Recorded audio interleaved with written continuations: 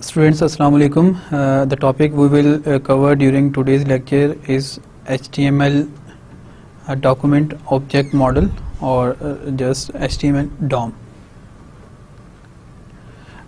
Before starting the lecture, let's have a summary of the previous lecture. Previous lecture में basically हमने JavaScript start किया था और हमने एक overview लिया था कि जावास्क्रिप्ट जो है वो है क्या। जावास्क्रिप्ट का जो कोड है उस कोड को हम HTML के अंदर कैसे एम्बेड करते हैं, हमारे पास जावास्क्रिप्ट लिखने के लिए क्या क्या ऑप्शंस हैं।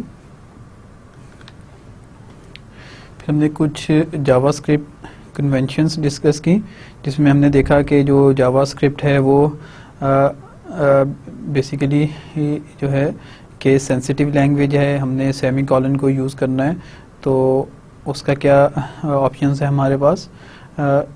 इसी तरह से हमने अगर जावास्क्रिप्ट में कमेंट्स ऐड करने हैं तो उसके क्या तरीका है, और कोटेशन मार्क्स को कैसे यूज़ कर सकते हैं।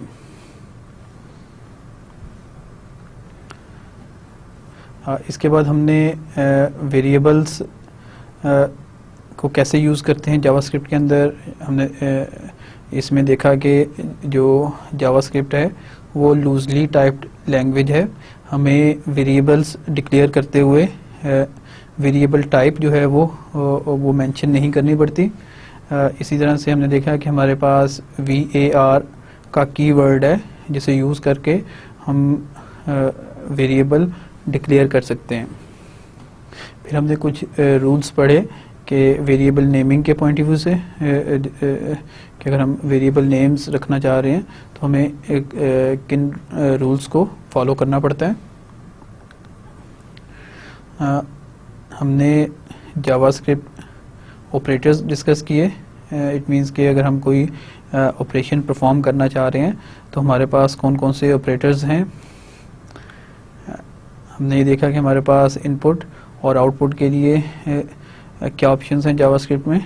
तो इसमें हमने राइट का फंक्शन पढ़ा, ब्राउज़र के ऊपर राइट करने के लिए, और जो है प्रॉम्प्ट का डायलॉग बॉक्स हमने पढ़ा कि आप यूज़र से कैसे इनपुट लेते हैं। इसके बाद हमने देखा कि जावास्क्रिप्ट में फंक्शंस जो हैं वो कैसे डिफ़ाइन किए जाते हैं।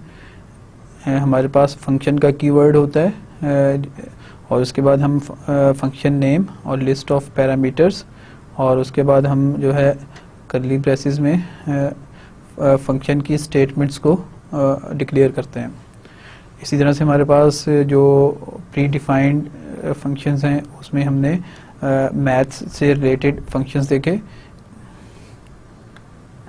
हमने कंडीशनल स्टेटमेंट्स पढ़ी, जिसमें हमने इफ़ और इफ़ एल्स स्टेटमेंट को डिस्कस किया, और आखिर में हमने लूपिंग स्टेटमेंट्स पढ़ी, जिसमें हमने फॉर लूप और वाइल लूप का सिंटैक्स देखा। उसके बाद हमने एक एग्जांपल देखी जिसमें हमने फॉर लूप के अलावा जो थर्ड मेजर लूप है डू वाइल लूप, उसे यूज़ करके देखा। तो इस तरह से हमने ओवरऑल जो है फॉर लूप, डू वाइल और वाइल, इन तीनों लूप्स का जो है वो सिंटैक्स देखा कि ये कैसे डिक्लेयर किए जा सकते हैं जावास्क्रिप्ट के अंदर। तो आज के लेक्चर में और जो आने वाले लेक्चर्स हैं उनमें हम इन सिंटैक्स को यूज़ करेंगे कुछ इंटरेस्टिंग फंक्शंस परफॉर्म करने के लिए। आइए हम आज का लेक्चर स्टार्ट करते हैं। आज के लेक्चर में जो हम स्टार्ट में देखेंगे कि हमारे पास जो जावास्क्रिप्ट में डिफरेंट टाइप के डायलॉग बॉक्सेस हैं वो कौन कौन से हैं। इसके बाद हम जो है HTML डॉक्यूमेंट ऑब्जेक्ट मॉडल यानी HTML DOM के बारे में डिस्कस करेंगे। आइए सबसे पहले हम देखते हैं कि जावास्क्रिप्ट हमें जो डिफरेंट टाइप के डायलॉग बॉक्सेस प्रोवाइड करता है वो कौन कौन से हैं।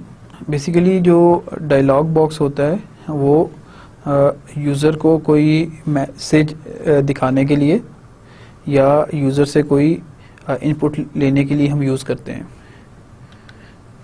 डायलॉग बॉक्स जो है बेसिकली एक सेपरेट विंडो ओपन होती है वेब पेज में, जिसे यूज़र जो है उसे देख सकता है और अकॉर्डिंगली जो है अपनी इनपुट प्रोवाइड करता है। अगर हम जावास्क्रिप्ट की बात करें तो जावास्क्रिप्ट जो है वो हमें 3 तरह के डायलॉग बॉक्सेस जो है वो प्रोवाइड करता है, जिनमें से जो फर्स्ट टाइप है वो अलर्ट बॉक्स की है, सेकंड जो है वो प्रॉम्प्ट बॉक्स है जिसे हमने प्रीवियस लेक्चर में भी देखा था कि यूज़र से इनपुट लेने के लिए यूज़ करते हैं। आज हम थोड़ा डिटेल में देखेंगे प्रॉम्प्ट बॉक्स को।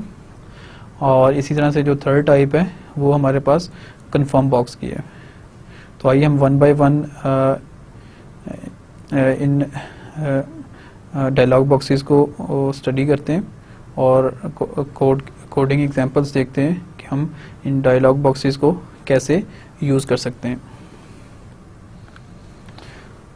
जो सबसे पहले हमारे पास पहली टाइप है डायलॉग बॉक्सेस की, वो है alert box. Basically an alert box is simply a small message box that pops up and gives the user some information. अगर हमारी रिक्वायरमेंट ये है कि हम यूज़र को कोई वार्निंग मैसेज या कोई इंफॉर्मेशन जो है वो जस्ट रीडिंग के लिए प्रोवाइड करना चाह रहे हैं, तो हम अलर्ट मैसेज या अलर्ट डायलॉग बॉक्स जो है उसे यूज़ करते हैं। जो अलर्ट डायलॉग बॉक्स है वो आमतौर पे हम यूज़र को कोई वार्निंग मैसेज जो है वो डिस्प्ले करने के लिए यूज़ करते हैं। एक मैसेज डिस्प्ले होता है, यूज़र उसे स्टडी करता है, उसे पढ़ लेता है और उसके बाद जो है वो यूज़र ओके प्रेस करता है। इट मीन्स कि यूज़र ने उस मैसेज को पढ़ लिया। जब एक अलर्ट बॉक्स अपीयर होता है किसी भी वेब पेज में, तो उस अलर्ट बॉक्स के जो कंटेंट्स होते हैं उसमें एक तो वो मैसेज होता है जो कि हमने यूज़र को डिस्प्ले करना है, और इसके अलावा हमारे पास एक ओके का बटन होता है। यूज़र जो है मैसेज को पढ़ने के बाद ओके को प्रेस करता है और उसके बाद जो कंट्रोल है वो दोबारा वेब पेज की तरफ ट्रांसफ़र हो जाता है। अगर हम अलर्ट बॉक्स यूज़ करना चाह रहे हैं तो इसका सिंटैक्स कुछ इस तरह से है कि हमारे पास अलर्ट का कीवर्ड है और इसके बाद हम जो पैरेंथेसिस हैं उसमें हम मैसेज को जो है वो लिखते हैं, यानी वो मैसेज जो हमने डिस्प्ले करना है। अगेन हमारे पास अगर हम कोई मैसेज टेक्स्ट मैसेज डिस्प्ले करना चाह रहे हैं तो हमारे पास कोटेशन मार्क्स यूज़ करनी पड़ती हैं हमें, और अगर हमने किसी वेरिएबल की वैल्यू को डिस्प्ले करना है तो हम विदाउट यूजिंग कोटेशन मार्क्स हम उसे डिस्प्ले कर सकते हैं। आइए हम एक एग्जांपल देखते हैं जिसमें हमने अलर्ट बॉक्स को यूज़ किया हुआ है। आप देखेंगे जो हाईलाइटेड पार्ट है इसमें फर्स्ट लाइन के ऊपर एक फंक्शन हमने स्टार्ट किया है। फंक्शन का नाम है अलर्ट मी, और आप देखेंगे इसमें हमने जो मैसेज का पैरामीटर है वो हमने पास किया है। अब इस फंक्शन के अंदर देखें कि एक अलर्ट बॉक्स जनरेट हो रहा है और जो मैसेज हमने पास किया था वो उस मैसेज को डिस्प्ले कर रहा है। अब आप देखेंगे हमने इस फंक्शन को कॉल किया हुआ है। फंक्शन को डिफ़ाइन करने के बाद आप देखेंगे हमने अलर्ट मी का नेम यूज़ किया और उसके बाद हमने उसे एक मैसेज जो है वो कोटेशन मार्क्स के अंदर पास किए। देखें जब ये फंक्शन कॉल होगा तो जो पैरामीटर हमने पास किया है वो मैसेज जो है वो पास होगा फंक्शन को, और वो फंक्शन जो है उस मैसेज को अलर्ट बॉक्स में डिस्प्ले करेगा। तो बेसिकली जब ये कोड एग्जीक्यूट होगा तो हमारे पास जो है जैसे पेज लोड होता है तो वेलकम टू माय पेज का मैसेज डिस्प्ले होगा और उसके बाद अलर्ट बॉक्स में, और यूज़र जैसे ही क्लिक करेगा ओके उसके बाद जो है बाकी का कोड जो है वो एग्जीक्यूट होगा। अगर आप इस एग्जांपल में देखें तो बॉडी के सेक्शन के अंदर हमने हेडिंग 1 यूज़ किया हुआ है जिसमें हेलो वर्ल्ड का एक मैसेज जो है वो लिखा हुआ है। तो जब हम इस कोड को एग्जीक्यूट करेंगे तो आप देखिएगा कि जैसे पेज लोड होता है तो जब हेड वाला सेक्शन लोड होगा तो उसमें अलर्ट बॉक्स जो है वो हमें डिस्प्ले होगा, और जब तक हम ओके प्रेस नहीं करते बाकी का कोड उसी तरह जो है वो होल्ड पोजीशन में रहेगा, और जैसे ही हमने ओके प्रेस किया तो बाकी का जो बॉडी का सेक्शन है वो डिस्प्ले होगा वेब पेज के ऊपर। तो आइए हम ब्राउज़र के अंदर आउटपुट देखते हैं इसी कोड की। अगर आप स्क्रीन के ऊपर देखें तो जैसे ही हमने इस वेब पेज को ओपन किया है हमारे पास एक अलर्ट बॉक्स जो है वो एक सेपरेट स्क्रीन जो है वो डिस्प्ले हो रही है। आप इस पे देखें तो हमारे पास जो मैसेज था वेलकम टू माय पेज वो डिस्प्ले हो रहा है और ओके का बटन है, और इसके बाद आप देखेंगे जो स्टेटस आ रहा है हमारे पास कि स्टिल जो है वो पेज अभी लोड हो रहा है। तो इट मीन्स के जो हेड सेक्शन था उसमें हमारे पास ये अलर्ट बॉक्स था, जैसे ही हम ओके प्रेस करेंगे आप देखेंगे अब स्टेटस आ गया कि पेज जो है वो लोड हो चुका है, और उसके बाद जो बॉडी का सेक्शन था वो भी अब राइट हो गया वेब पेज में। तो इस तरह से देखें हम कि जब हेड सेक्शन में हमने अलर्ट बॉक्स जो है उसे डिस्प्ले किया तो इन्फॉर्मेशन आई, हमने वो इन्फॉर्मेशन रीड कर ली, और रीड करने के बाद हमने जो है ओके प्रेस कर दिया। तो उसके बाद जो बाकी का कंट्रोल है वो ट्रांसफ़र हो गया वेब पेज पे, और जो उसके कंटेंट्स थे वो डिस्प्ले हो गए। अलर्ट बॉक्स के बाद जो सेकंड टाइप का डायलॉग बॉक्स होता है वो प्रॉम्प्ट बॉक्स होता है। बेसिकली प्रॉम्प्ट बॉक्स को हमने प्रीवियस लेक्चर में भी देखा था कि ये यूज़र से इनपुट लेने के लिए भी यूज़ होता है। जब प्रॉम्प्ट बॉक्स जो है वो स्क्रीन के ऊपर डिस्प्ले होता है तो यूज़र के पास जो है वो ऑप्शंस होते हैं ओके और कैंसिल, ये दोनों प्रेस किए जा सकते हैं।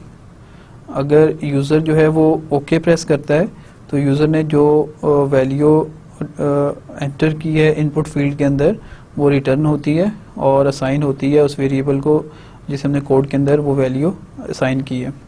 अगर यूज़र कैंसिल प्रेस करता है तो जो प्रॉम्प्ट बॉक्स है वो नल रिटर्न करता है और उस वेरिएबल को नल वैल्यू असाइन हो जाती है। अगर हम इस एग्जांपल में देखें तो हमने एक फंक्शन बनाया है प्रॉम्प्ट मी, और इस फंक्शन में आप देखें तो हमने जो है यूज़र को एक मैसेज दिया है please enter your name prompt box में, और जो वैल्यू रिटर्न हो रही है वो आके वेरिएबल नेम को असाइन हो रही है। इसके बाद हमने जो है एक डॉक्यूमेंट डॉट राइट का जो फंक्शन है उसे यूज़ किया है और एक वेलकम मैसेज जो है वो डिस्प्ले करवाया है उस यूज़र को जो भी यूज़र ने अपना नेम टाइप किया था। फिर इसके बाद देखें आपके जो हाईलाइटेड पार्ट है उसमें स्क्रिप्ट का टैग ख़त्म होने से पहले हमने उस फंक्शन को कॉल किया। तो इस तरह से जब ये कोड एग्जीक्यूट होता है तो यूज़र को एक प्रॉम्प्ट बॉक्स नज़र आता है जिसमें यूज़र से उसका नेम इनपुट के तौर पे मांगा जाता है। यूज़र अपना नेम एंटर करता है और जो स्क्रिप्ट है वो एक वेलकम मैसेज वेब पेज के ऊपर लिखता है जो कि यूज़र को डिस्प्ले होता है। जो थर्ड टाइप के डायलॉग बॉक्स है हमारे पास वो कंफर्म बॉक्स है। Confirm box is often use if you want the user to verify और एक्सेप्ट समथिंग। बेसिकली जब हम यूज़र से कोई कंफर्मेशन लेना चाह रहे हैं तो उसके लिए हमारे पास कंफर्म बॉक्स होता है। जब कंफर्म बॉक्स डिस्प्ले होता है तो यूज़र के पास दो ऑप्शंस होते हैं ओके और कैंसिल। अगर यूज़र जो है वो ओके प्रेस करता है तो ट्रू रिटर्न होता है। अगर यूज़र जो है वो कैंसिल प्रेस करता है तो फॉल्स रिटर्न होता है। तो बेसिकली जब एक कंफर्म बॉक्स डिस्प्ले होगा स्क्रीन के ऊपर तो उस बॉक्स में जो मैसेज है वो डिस्प्ले होगा। यूज़र ओके या कैंसिल प्रेस करके अपनी इनपुट दे सकता है। लेकिन ये जो डिफरेंस है कंफर्म बॉक्स में और प्रॉम्प्ट बॉक्स में वो बेसिकली यही है कि प्रॉम्प्ट बॉक्स जो है वो इनपुट फील्ड भी डिस्प्ले करता है जिसमें यूज़र इनपुट टाइप कर सकता है, जबकि जो कंफर्म बॉक्स है उसमें यूज़र मैसेज को रीड करता है और रीड करने के बाद कैंसिल या ओके की फॉर्म में अपनी इनपुट प्रोवाइड करता है। अगर ओके प्रेस करेगा तो ट्रू रिटर्न होगा और अगर कैंसिल प्रेस करेगा तो फॉल्स रिटर्न होगा। तो इस रिटर्न वैल्यू के ऊपर हम चेक कर सकते हैं कि यूज़र जो है वो इस मैसेज से एग्री करता है या एग्री नहीं करता। अगर आप इस एग्जांपल को देखें तो इस एग्जांपल में हमने एक फंक्शन बनाया है जिसमें कन्फर्म कौन नेम के नाम से बेसिकली इस फंक्शन में यूज़र से हम इनपुट ले रहे हैं और उसके बाद हम यूज़र से कंफर्मेशन ले रहे हैं कि आप जो है अपना नेम वेबसाइट पे लिखना चाह रहे हैं या नहीं। अगर ट्रू रिटर्न होता है तो हमने इफ़ कंडीशन के थ्रू उसे चेक किया हुआ है, अगर ट्रू रिटर्न हो रहा है तो एक वेलकम मैसेज डिस्प्ले होगा उस यूज़र के लिए, अदरवाइज़ जो है एक मैसेज डिस्प्ले होगा जिसमें यूज़र नेम के बजाय एनोनिमस पर्सन के लिए एक मैसेज जो है वो डिस्प्ले हो जाएगा। तो अगर आप इस फंक्शन को देखें तो इस फंक्शन में बेसिकली यूज़र से इनपुट ली हमने प्रॉम्प्ट बॉक्स के थ्रू, हमने फिर यूज़र से कंफर्मेशन ली कि आपने भाई अपना जो नेम है वो वेबसाइट पे लिखना है या नहीं। अगर यूज़र ओके प्रेस करता है यानी ट्रू रिटर्न करता है तो वेब पेज पे यूज़र का नेम जो है वो राइट हो जाएगा। एल्स के केस में जस्ट वेलकम मिस्टर एनोनिमस जो है वो डिस्प्ले होगा।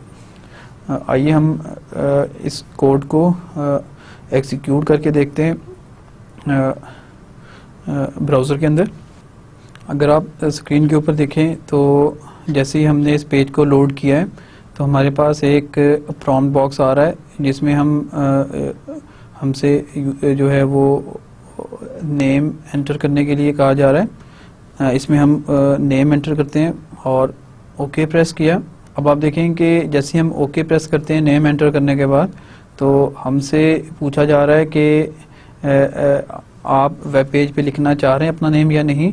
तो हमारे पास देखें दो ऑप्शंस हैं, ओके और कैंसिल। अब ये जो डायलॉग बॉक्स है ये बेसिकली कंफर्म बॉक्स है जो कि हमसे कंफर्मेशन मांग रहा है।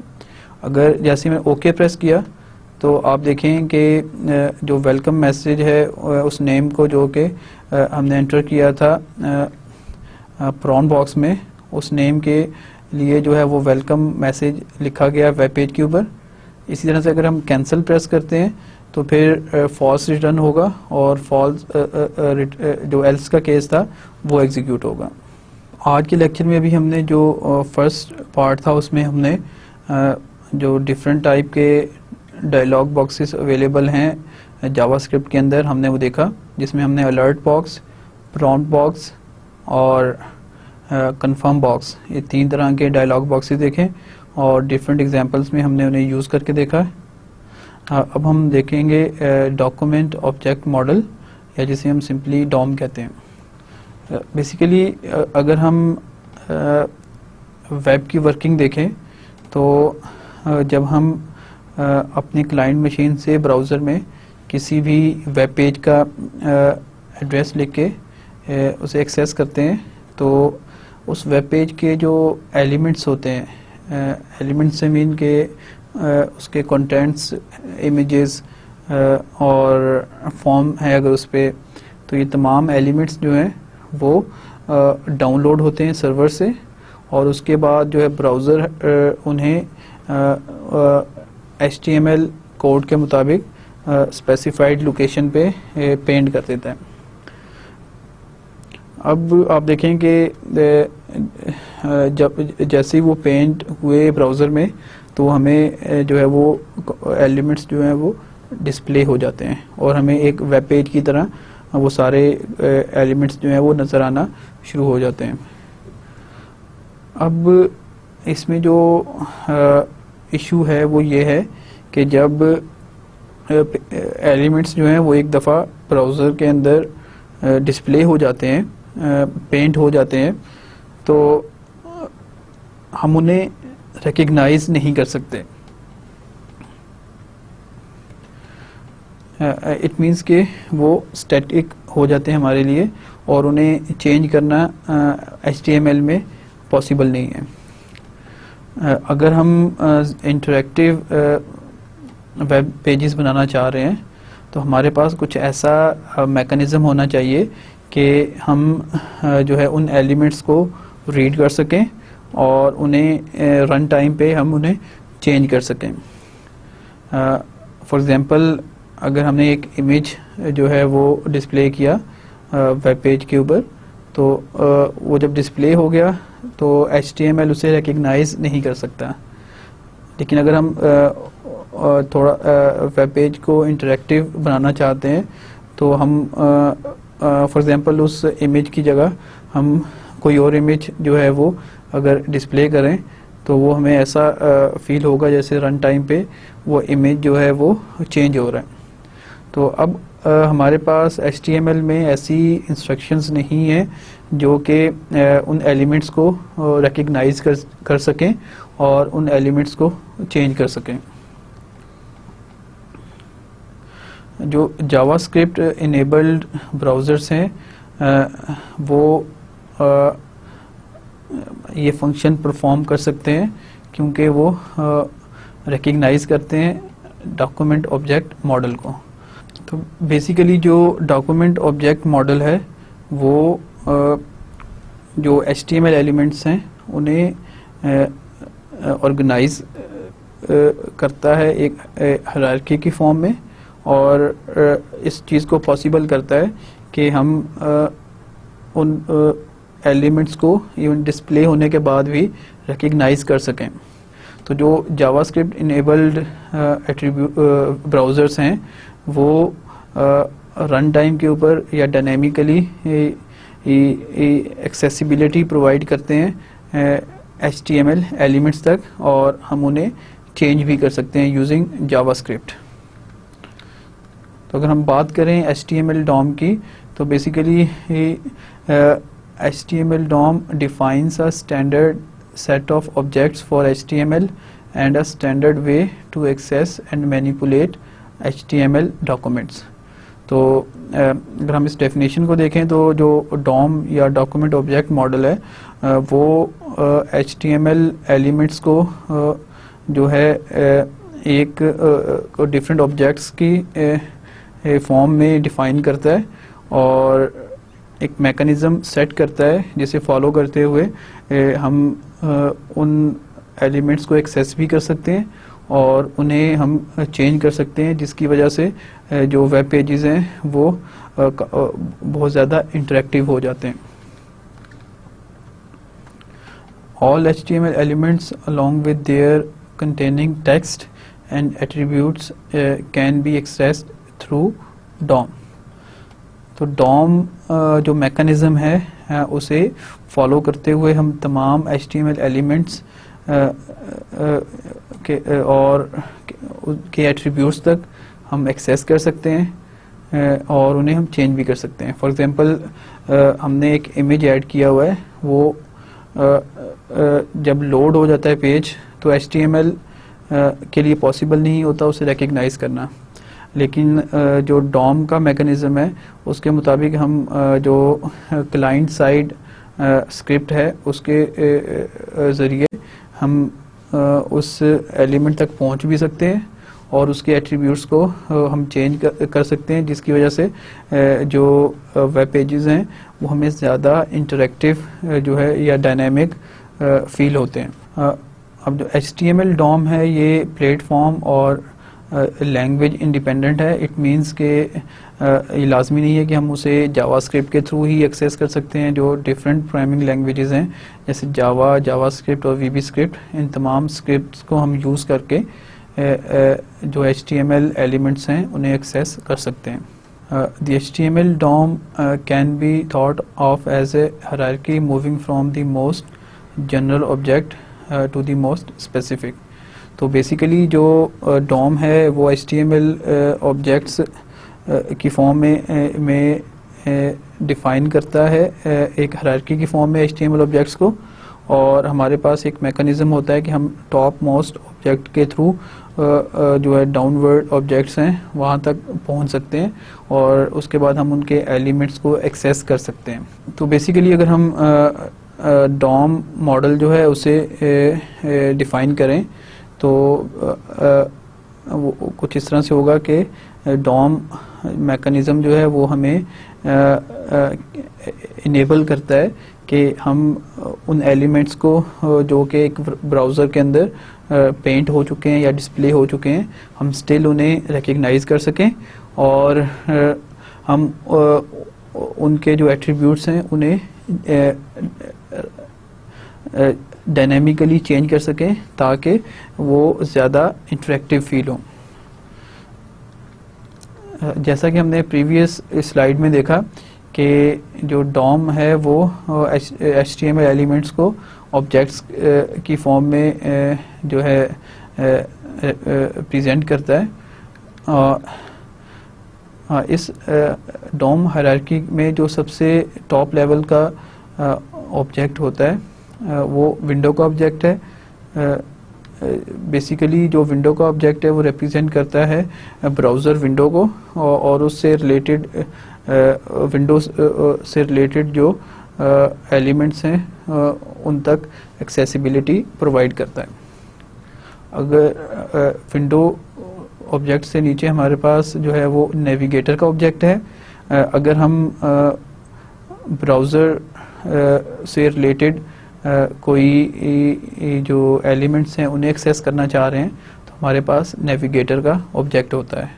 फॉर एग्जांपल अगर हम यूज़र के ब्राउज़र के बारे में देखना चाह रहे हैं, डिटेक्ट करना चाह रहे हैं कि यूज़र ने जो पेज एक्सेस किया है वो किस ब्राउज़र के थ्रू एक्सेस किया है, तो इस तरह से हम ब्राउज़र स्पेसिफिक कोड भी लिख सकते हैं। जो डॉक्यूमेंट का ऑब्जेक्ट होता है ये बेसिकली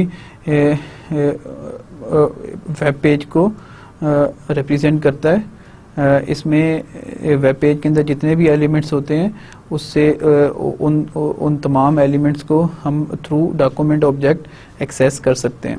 फॉर एग्जांपल हमने कोई इमेज जो है एक्सेस करना है, उसके जो है एट्रीब्यूट्स को डायनामिकली चेंज करना है, तो हम डॉक्यूमेंट का ऑब्जेक्ट यूज़ करेंगे और उसके मज़ीद जो हायरार्की में डाउनवर्ड मज़ीद ऑब्जेक्ट्स हैं उनके थ्रू हम एक्सेस करेंगे उस एलिमेंट तक। इसी तरह से हमारे पास हिस्ट्री का ऑब्जेक्ट है जिसके थ्रू हम जो करंट विंडो है उसके अंदर जितने हमने पेजेस जो हैं वो विज़िट किए हैं उसकी हिस्ट्री को एक्सेस कर सकते हैं। और फिर लोकेशन का ऑब्जेक्ट है जिसके थ्रू हम URLs को एक्सेस कर सकते हैं। अगर हम इन ऑब्जेक्ट्स को देखें तो इसमें जो डॉक्यूमेंट का ऑब्जेक्ट है उसे यूज़ करके हम बहुत ज़्यादा इंटरेक्टिविटी या प्रोवाइड कर सकते हैं वेब पेजेस के ऊपर। तो बेसिकली जो डॉक्यूमेंट का ऑब्जेक्ट है उसके जो इसके नीचे का जो लेवल बनेगा ऑब्जेक्ट्स का, उसमें हमारे पास फॉर्म्स का ऑब्जेक्ट होता है, इमेजेस का ऑब्जेक्ट होता है, लिंक्स का ऑब्जेक्ट होता है और एंकर्स का ऑब्जेक्ट होता है। जो फॉर्म्स का ऑब्जेक्ट होता है वो रिप्रेजेंट करता है जितने फॉर्म के एलिमेंट्स हमने यूज़ किए हुए हैं एक वेब पेज में। तो बेसिकली जो डॉम इनेबल्ड ब्राउज़र्स हैं वो एक फॉर्म्स की अरे बनाते हैं और जितने भी फॉर्म्स हमने यूज़ किए अपने वेब पेज में उन तमाम का रेफरेंस जो है उस अरे में स्टोर कर लेते हैं ऑटोमेटिकली। तो अगर हमने जो है उन फॉर्म्स तक एक्सेस करना हो तो हम फॉर्म्स की अरे के थ्रू जो कि ऑटोमेटिकली मेंटेन हो रही है हम उस उन फॉर्म्स तक एक्सेस कर सकते हैं।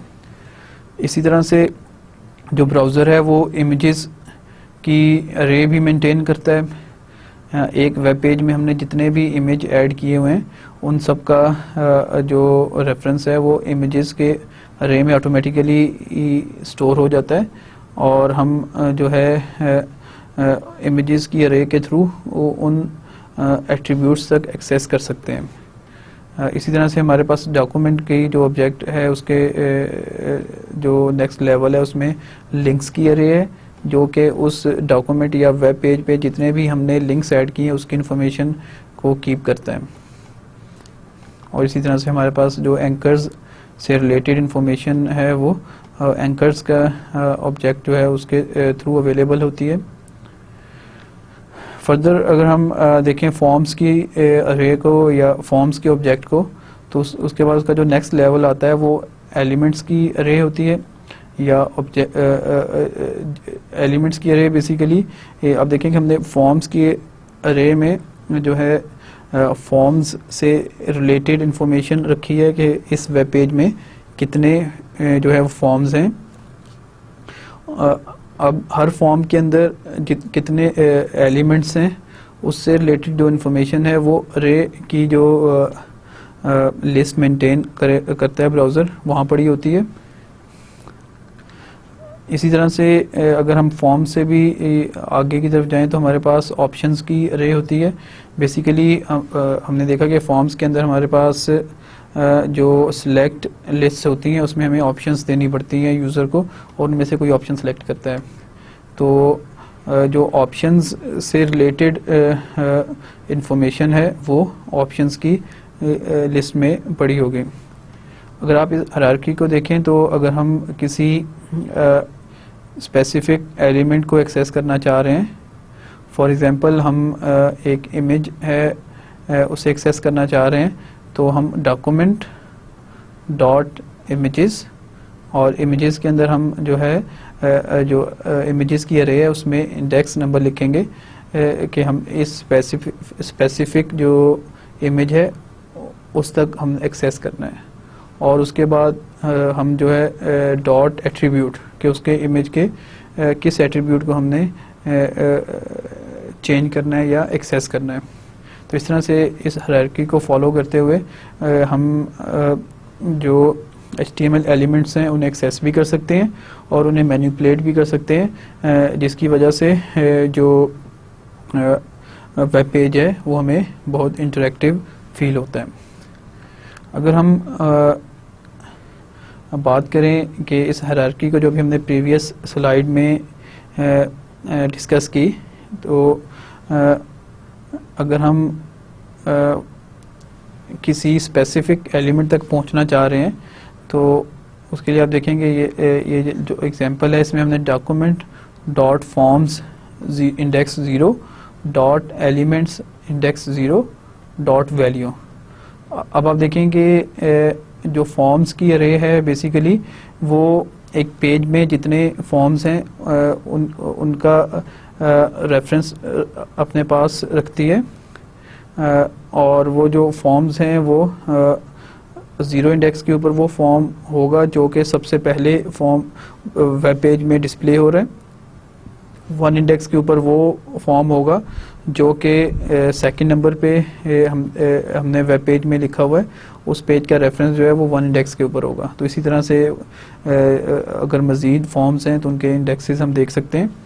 तो आप देखेंगे ये लाइन जो है वो फॉर्म नंबर 1 जो उस वेब पेज में है उसके एलिमेंट्स 0, तो जो फॉर्म नंबर 1 है उसका एलिमेंट नंबर 1 डॉट वैल्यू उसकी वैल्यू को एक्सेस कर रहे हैं। इसी तरह से आप देखें इस लाइन में तो हमने document dot images 0 dot source. तो जैसा कि हमने प्रीवियस स्लाइड में डिस्कस किया कि जो इमेजेस हम वेब पेज में डिस्प्ले करते हैं उससे रिलेटेड जो इन्फॉर्मेशन है वो इमेजेस की जो अरे है वहाँ स्टोर होती है। अब इमेजेस जो सबसे पहले इमेज जो है वो डिस्प्ले होगा वो उसका इंडेक्स 0 होगा, जो सेकंड इमेज है उसका डिस्प्ले 1 होगा। इसी तरह से सीक्वेंस में जो इंडेक्सेस हैं वो सेट होते हैं। तो इस लाइन में जो है हमने जो इमेज 1 है यानी 0 इंडेक्स पे है उसके सोर्स तक एक्सेस हमने किया है। इसी तरह से अगर हम लिंक्स की बात करें तो आप इस लाइन में देखें document dot links 0 dot href। तो हमने जो लिंक्स की रे है उसके 0 इंडेक्स मींस के जो उस वेब पेज में सबसे पहला लिंक था उसको एक्सेस किया और उसके बाद उसका जो एट्रीब्यूट है href का, तो हम उसकी वैल्यू को हमने एक्सेस किया है। तो अभी तक के लेक्चर में जो हमने आप देखेंगे हमने ये पढ़ा कि जो डॉम HTML डॉम है वो HTML एलिमेंट्स को एक हायरार्की की फॉर्म में ऑब्जेक्ट्स के थ्रू ऑर्गेनाइज करता है और हम उस हायरार्की को फॉलो करते हुए हम उन एलिमेंट्स तक पहुंच सकते हैं और उनके एट्रीब्यूट्स को हम एक्सेस करने के बाद हम मैनिपुलेट भी कर सकते हैं ताकि हमारे पास जो वेब पेजेस हैं वो ज़्यादा इंटरेक्टिव हों। आइए हम अब देखते हैं कि हम किसी एलिमेंट को जो है रिट्रीव करना हो तो उसका हमारे पास क्या मैकेनिज़्म है जावास्क्रिप्ट के अंदर। जावास्क्रिप्ट में बेसिक मेथड है वो हमारे पास है गेट एलिमेंट बाय आईडी। एक कोर जो है वो मेथड है HTML एलिमेंट्स को रिट्रीव करने के लिए, यानी एक दफ़ा वो HTML जो एलिमेंट्स हैं वो वेब पेज में डिस्प्ले हो चुके हैं, गेट एलिमेंट बाय आईडी के थ्रू हम जो है उन एलिमेंट्स को रिट्रीव कर सकते हैं जावास्क्रिप्ट के कोड के अंदर। अगर हम गेट एलिमेंट बाय आईडी का मेथड यूज़ करना चाह रहे हैं तो इसके लिए लाजमी है कि जो HTML एलिमेंट्स हैं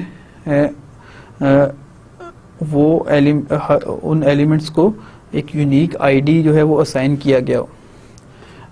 तो हम उस आईडी के थ्रू जो है उन एलिमेंट्स को एक्सेस करते हैं और जो गेट एलिमेंट बाय आईडी का फंक्शन है वो एक रेफरेंस प्रोवाइड करता है कि उस स्पेसिफिक आईडी वाले एलिमेंट तक। जैसे आप देखेंगे हमने एक लाइन लिखी है document dot get element by ID और उसके बाद हम आईडी जो भी स्पेसिफिक या यूनिक आईडी है उसे मेंशन करते हैं। अब आप देखेंगे हमने जो गेट एलिमेंट बाय आईडी का फंक्शन यूज़ किया तो बेसिकली उसने हमें एक रेफरेंस रिटर्न किया है उस स्पेसिफिक एलिमेंट तक। अब हम इस रेफरेंस को यूज़ करते हुए उस स्पेसिफिक एलिमेंट जो है उसके एट्रीब्यूट्स को एक्सेस कर सकते हैं। जैसे आप इस एग्जांपल में देखें document dot get element by ID और हमने आईडी मेंशन किया उस डॉट एट्रीब्यूट। तो इस तरह से हम जो gate element by ID method ने हमें रेफरेंस दिया था डॉट एट्रीब्यूट के थ्रू हमने उस एलिमेंट के स्पेसिफिक एट्रीब्यूट को एक्सेस किया। ये स्पेसिफिक एग्जांपल देखें document dot get element by ID और इसमें हमने जो आईडी पास किया है पिक डॉट सोर्स। आप देखेंगे अगर किसी HTML पेज में हमने पिक के आईडी से एक पिक्चर ऐड किया हुआ है और हम उसके सोर्स को रीड करना चाह रहे हैं तो उसके लिए हमारे पास जो लाइन कोड की बनेगी वो इस तरह से है document dot get element by ID. हमने उस पिक्चर का जो आईडी है पिक वो लिखा डॉट सोर्स के अब इस एलिमेंट का जो सोर्स का एट्रीब्यूट है वो हमें रिटर्न करें। इसी तरह से अगर हमने उस पिक्चर के हाइट को रीड करना हो तो हमारे पास document dot get element by ID again हमने जो आईडी है उस पिक्चर का वो पिक वो लिखा और डॉट हाइट कि हमने इसकी हाइट को जो एट्रीब्यूट है उसकी वैल्यू को रिट्रीव करना है। तो आइए अब हम एक एग्जांपल के थ्रू देखते हैं कि हम किस तरह से जो है HTML एलिमेंट्स को एक्सेस कर सकते हैं और उनके एट्रीब्यूट्स को रिट्रीव कर सकते हैं।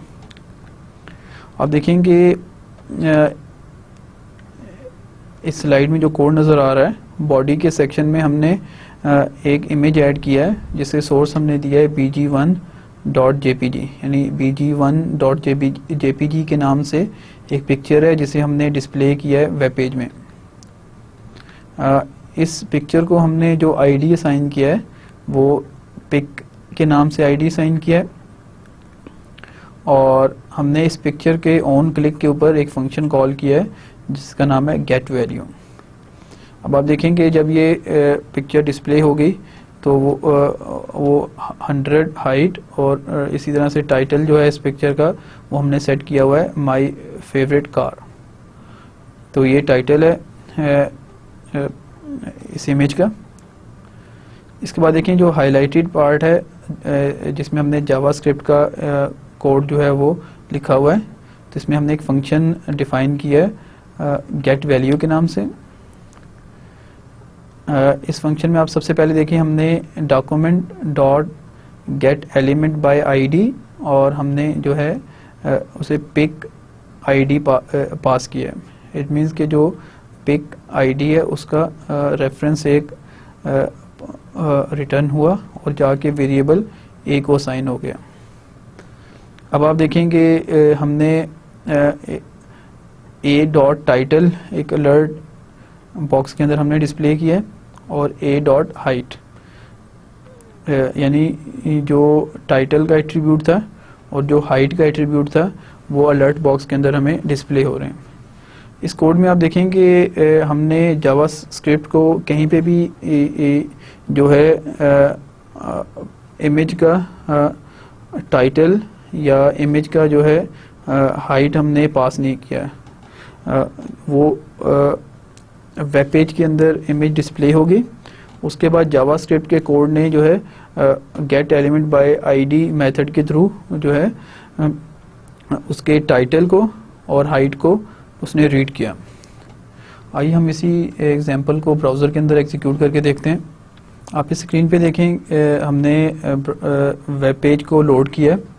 अब इस वेब पेज के जो एलिमेंट्स थे जो कि एक इमेज था वो हमें डिस्प्ले हो गई। हम जैसे ही इस पे मूव करते हैं तो हमने टाइटल सेट किया हुआ, तो वो टाइटल हमें डिस्प्ले हो रहा है। तो ये एट्रीब्यूट्स हमने इमेज के जो टैग था उसमें हमने सेट किए थे। इसके बाद आप देखें कि ये इमेज डिस्प्ले हो गया यहाँ पे ब्राउज़र के अंदर। अब HTML जो है इसे रिकग्नाइज नहीं कर सकते। अब HTML को या यूज़र को ये पता नहीं है कि इस इमेज के जो एट्रीब्यूट्स थे वो क्या थे। जैसा कि हमने इसके ऑन क्लिक के ऊपर एक फंक्शन कॉल किया है जो कि इस इमेज के एट्रीब्यूट्स को रीड कर रहा है। जैसे ही हमने ये क्लिक किया यहाँ पे, और देखिए वो फंक्शन कॉल हो गया और उसने हमें जो है इस इमेज का जो टाइटल था वो एक अलर्ट बॉक्स में डिस्प्ले करवा दिया। हमने ओके प्रेस किया, उसके बाद देखिए हमारे पास एक और जो है वो अलर्ट बॉक्स डिस्प्ले हो गया जिसमें इस इमेज का हाइट जो है वो डिस्प्ले हो रही है। और हमने ओके प्रेस किया और जो है हम दोबारा उसी वेब पेज पे आ गए। अब अगेन देखेंगे ये हमारे पास एलिमेंट है, हमने इसके एट्रीब्यूट्स को रन टाइम के ऊपर हमने रीड किया। जैसा कि प्रीवियस एग्जांपल में हमने देखा कि हमने गेट एलिमेंट बाय आईडी के थ्रू एक HTML एलिमेंट के एट्रीब्यूट्स को हमने रिट्रीव किया और उन्हें अलर्ट बॉक्स में हमने डिस्प्ले किया। इसी तरह से हमारे पास इनर HTML की प्रॉपर्टी है जिसे हम यूज़ कर सकते हैं gate element by ID method के साथ, जिसके थ्रू हम किसी HTML एलिमेंट के अंदर जो टेक्स्ट लिखा होता है उसे एक्सेस कर सकते हैं। फॉर एग्जांपल हमने एक पैराग्राफ लिखा हुआ है, उस पैराग्राफ में हमने कुछ टेक्स्ट लिखा हुआ है, तो हम उस पैराग्राफ का जो आईडी है उसे यूज़ करते हुए हम एक रेफरेंस क्रिएट करते हैं उस पैराग्राफ तक, और उसके बाद अगर हम उस पैराग्राफ के टेक्स्ट को एक्सेस करना चाह रहे हैं तो हमने डॉट इनर HTML की प्रॉपर्टी यूज़ की, तो वो उस पैराग्राफ के टेक्स्ट को रिटर्न करेगी। इस एग्जांपल में देखिए हम इनर HTML की प्रॉपर्टी को कैसे यूज़ करते हैं। Document dot get element by ID और इसके बाद हमने उस स्पेसिफिक एलिमेंट का आईडी पास किया डॉट इनर एचटीएमएल। तो अब हमने जो आईडी पास किया हुआ है उसके एट्रीब्यूट्स के बजाय हमने उसके जो टेक्स्ट लिखा हुआ है ओपनिंग और क्लोजिंग टैग्स के बीच में हमने उसे एक्सेस किया है। इस एग्जांपल में आप देखें कि हमने एक पैराग्राफ स्टार्ट किया है बॉडी के टैग में, और उस टैग वो जो हमने आईडी असाइन किया है वो माई पैरा का आईडी है। इसी टैग के अंदर हमने ऑन क्लिक के ऊपर गेट टेक्स्ट का जो है वो फंक्शन कॉल किया है। इसके बाद आप देखेंगे जो टेक्स्ट है पैराग्राफ का वो हेलो वर्ल्ड लिखा हुआ है, यानी जो पैराग्राफ डिस्प्ले होगा वो हमारे पास हेलो वर्ल्ड जस्ट लिखा हुआ होगा, और उसके बाद हमने पैराग्राफ को क्लोज कर दिया। अब आप देखेंगे हम जब इस टेक्स्ट के ऊपर क्लिक करेंगे तो हमारे पास जो गेट टेक्स्ट का फंक्शन है वो कॉल हो जाएगा। अगर हम गेट टेक्स्ट की फंक्शन की बात करें तो आप देखेंगे हमने document dot get element by ID my para, हमने गेट एलिमेंट बाय आईडी के मेथड के थ्रू हमने एक रेफरेंस क्रिएट किया जिसे हमने वेरिएबल ए में स्टोर कर दिया। अब वेरिएबल ए जो है वो रेफर कर रहा है माई पैरा का जो एलिमेंट है उसे। अब आप देखेंगे हमने अलर्ट बॉक्स लिखा, और अलर्ट बॉक्स में हमने ए डॉट इनर एचटीएमएल की प्रॉपर्टी यूज़ की। तो जो ए रेफर कर रहा है पैराग्राफ माई पैरा को, डॉट इनर एचटीएमएल जो है उस पैराग्राफ के टेक्स्ट को वो एक्सेस करेगा और डिस्प्ले कर देगा। तो अब आप देखेंगे हमने बिल्कुल उसी तरह से एक एलिमेंट तक जो है वो रेफरेंस क्रिएट किया और उसके बाद उसके टेक्स्ट को एक्सेस किया। इसी तरह से अगर आप चाहें तो इस रेफरेंस के साथ हम उस एलिमेंट के एट्रीब्यूट्स को भी एक्सेस कर सकते हैं, जैसा कि हमने प्रीवियस एग्जांपल में किया था। आइए हम इस कोड को भी ब्राउज़र के अंदर एग्जीक्यूट करके देखते हैं। लेकिन जैसे ही हमने इस वेब पेज को लोड किया ब्राउज़र के अंदर, तो इस पेज पे जितने एलिमेंट्स थे वो लोड हुए और उसके बाद वेब पेज के ऊपर डिस्प्ले हो गए। तो हमने जैसा कोड में देखा कि हमने जस्ट एक पैराग्राफ ऐड किया था बॉडी के टैग में, और उस पैराग्राफ में हमने हेलो वर्ल्ड का एक मैसेज जो है वो डिस्प्ले किया था, और उसके ऑन क्लिक के ऊपर हमने जो है वो गेट टेक्स्ट का मैसेज जो है फंक्शन जो है उसे कॉल किया था। अब देखिए हमने जैसे ही क्लिक किया हेलो वर्ल्ड के ऊपर, यानी उस पैराग्राफ के टेक्स्ट के ऊपर, हमारे पास एक अलर्ट बॉक्स आ गया जिसमें इस पैराग्राफ का टेक्स्ट जो है वो रीड होके हमें नज़र आ रहा है। अब आप देखें कि हमने स्क्रिप्ट के अंदर कहीं पे भी जो है इस पैराग्राफ का टेक्स्ट जो है वो पास नहीं किया था, बल्कि जो जावास्क्रिप्ट का कोड है उसने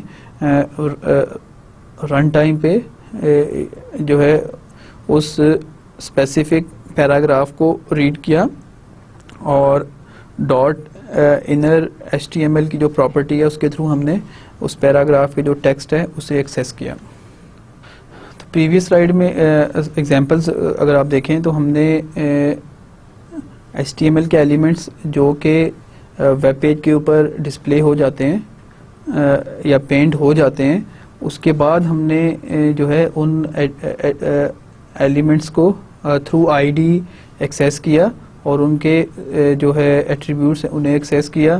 फिर हमने डॉट इनर एचटीएमएल प्रॉपर्टी के थ्रू हमने जो है उन एलिमेंट्स के टेक्स्ट को भी रीड किया। इसके बाद देखिए हमारे पास गेट एट्रीब्यूट का एक फंक्शन प्रोवाइड करता है जावास्क्रिप्ट। इस फंक्शन के थ्रू भी हम जो है HTML एलिमेंट्स के एट्रीब्यूट्स को एक्सेस कर सकते हैं। अगेन डॉक्यूमेंट अगर हम यूज़ करना चाह रहे हैं किसी डॉक्यूमेंट के किसी एलिमेंट को के किसी स्पेसिफिक एट्रीब्यूट को एक्सेस करने के लिए, तो हमारे पास जो मेथड है document dot get element by ID. Again हमने गेट एलिमेंट बाय आईडी का फंक्शन यूज़ किया ताकि हम उस स्पेसिफिक एलिमेंट को रेफ़र कर सकें। उसके बाद हमने डॉट गेट एट्रीब्यूट का फंक्शन यूज़ किया और इस फंक्शन को हमने वो स्पेसिफिक जो है एट्रीब्यूट जो हमें चाहिए उसका नेम प्रोवाइड किया। अगर आप एग्जांपल देखें, document dot get element by ID pic dot get attribute source, तो आप देखें कि एक इमेज जो कि पिक के नाम से डिस्प्ले हो चुकी है, हमने गेट एलिमेंट बाय आईडी के थ्रू उसे रेफ़र किया और गेट एट्रीब्यूट के थ्रू हमने उसके सोर्स को रीड किया। अगर हम इसी कोड को देखें जो कि प्रीवियस स्लाइड में हमने पढ़ा था, अगर हम इसकी एक एग्जांपल देखें तो आप देखेंगे जो हाईलाइटेड पार्ट है, हमने इस पार्ट में जो पिक हमने ऐड की थी, जो प्रीवियस एग्जांपल में भी था कि हमने एक पिक्चर दिखाई हुई थी, हमने जो है उसे एक्सेस किया है। सबसे पहली जो लाइन है हाईलाइटेड पार्ट में फंक्शन के अंदर, उसमें आप देखेंगे हमने गेट एलिमेंट बाय आईडी और पिक को रेफ़र किया, एक रेफरेंस क्रिएट किया और उसके बाद हमने जो है गेट एट्रीब्यूट फंक्शन जो है उसके थ्रू हमने उस पिक्चर का जो टाइटल हमने असाइन किया था उस टाइटल को एक्सेस किया। तो आप देखेंगे एक पिक्चर वेब पेज पे जो डिस्प्ले हो रही है, उस पिक्चर डिस्प्ले होने के बाद हमने उसके जो टाइटल का एट्रीब्यूट था उसे एक्सेस किया और उसे हमने रीड किया।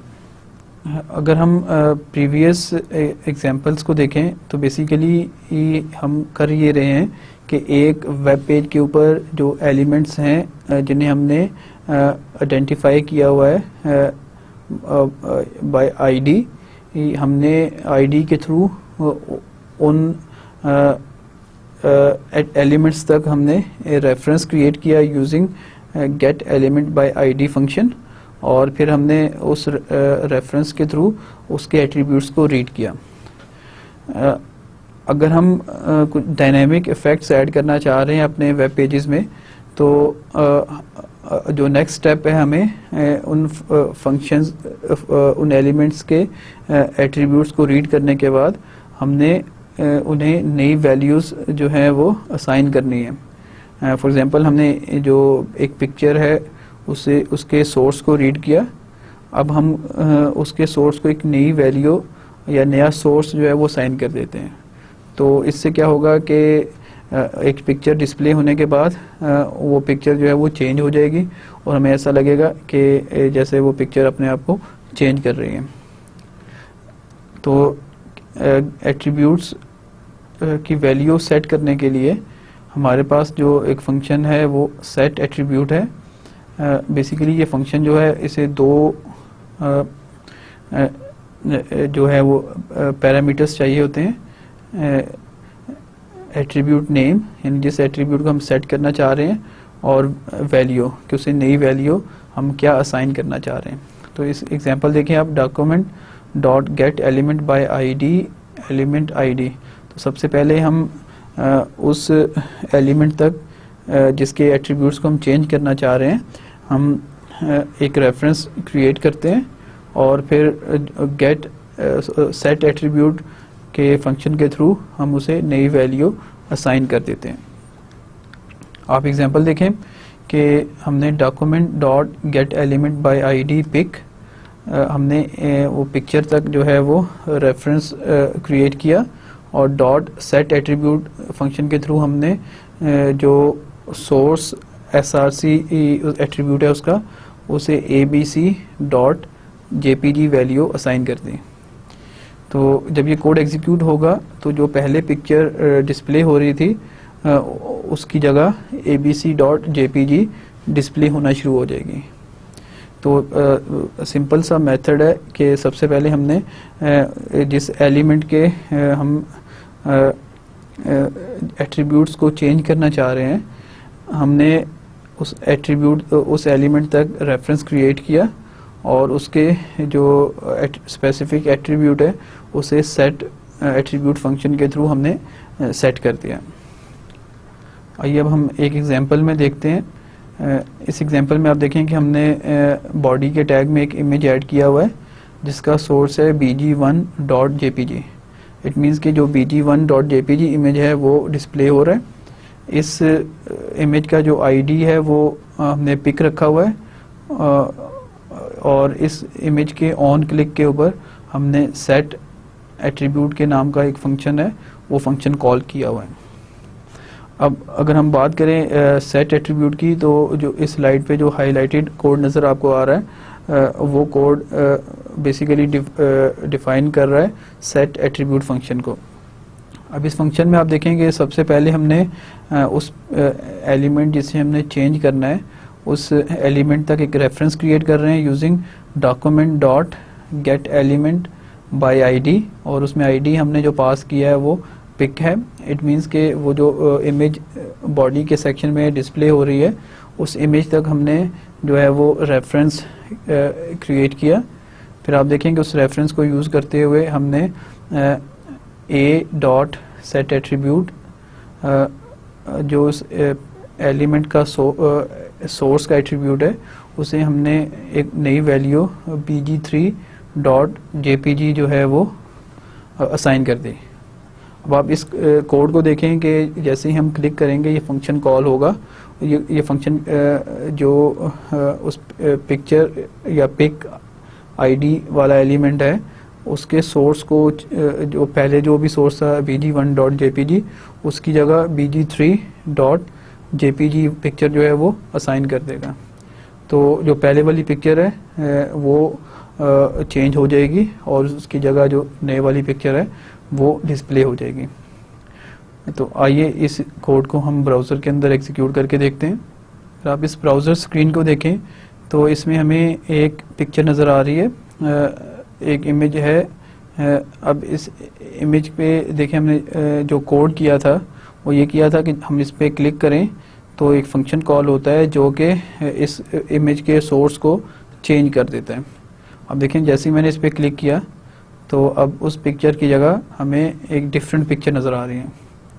तो इस तरह से देखें कि वो फंक्शन कॉल हुआ, उसने सोर्स को चेंज किया तो वो इमेज जो है वो चेंज हो गया। लेक्चर के आखिर में हम समराइज़ करते हैं कि हमने आज के लेक्चर में क्या क्या पढ़ा है। सबसे पहले हमने देखा कि हमारे पास डिफरेंट टाइप्स के जो डायलॉग बॉक्सेस हैं जावास्क्रिप्ट के अंदर वो कौन कौन से हैं। इसमें हमने अलर्ट बॉक्स देखा, प्रॉम्प्ट बॉक्स और इसी तरह से कंफर्म बॉक्स। इसके बाद हमने HTML डॉम को डिस्कस किया। तो बेसिकली जो HTML डॉम है वो एक मैकेनिज़्म है जिसके थ्रू जो ब्राउज़र्स हैं वो आइडेंटिफाई करते हैं HTML एलिमेंट्स को डिस्प्ले होने के बाद। तो डॉम मैकेनिज़्म को फॉलो करते हुए हम कोई स्क्रिप्टिंग लैंग्वेज के थ्रू HTML एलिमेंट्स को डिस्प्ले होने के बाद भी रिकग्नाइज कर सकते हैं और उनके एट्रीब्यूट्स को हम जो है रिट्रीव भी कर सकते हैं और चेंज भी कर सकते हैं।